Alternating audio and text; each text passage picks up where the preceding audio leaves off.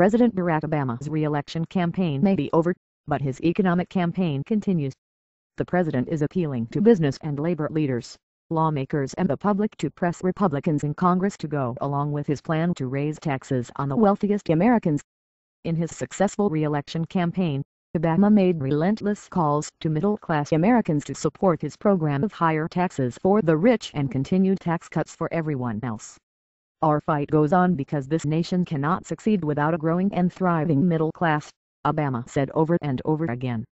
Since winning a second term on November 6, the president has been using a similar strategy to push for increased taxes for high-income Americans while preserving the existing rate for the middle class. In a news conference this past Wednesday, Obama mentioned the middle class 21 times. "We should not hold the middle class hostage while we debate tax cuts for the wealthy. We should at least do what we agree on, and that is to keep middle class taxes lower." The president, along with the top Democrats and Republicans in Congress, have begun negotiations, hoping to avert what is being called the fiscal cliff. The Republican Speaker of the House, John Boehner, is holding firm in his demand for an agreement to cut spending on some social programs, but says he is willing to compromise on taxes. "To show our seriousness, we have put revenue on the table, as long as it is accompanied by significant spending cuts," Boehner said. To shrink the U.S. budget deficit, the White House wants an additional $1.6 trillion in revenues over 10 years, about twice what the president sought in the previous negotiations, in 2011.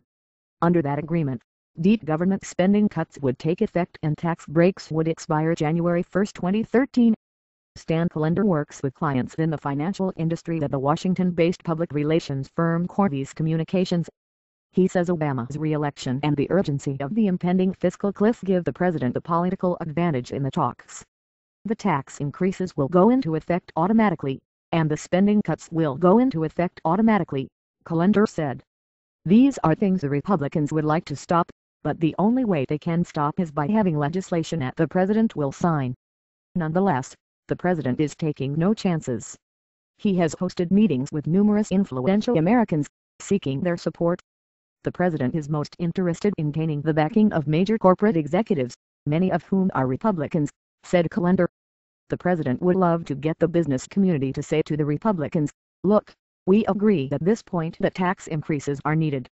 Let's stop messing around with this, because you are going to hurt the economy, hurt our sales, hurt our stock prices,'" he said.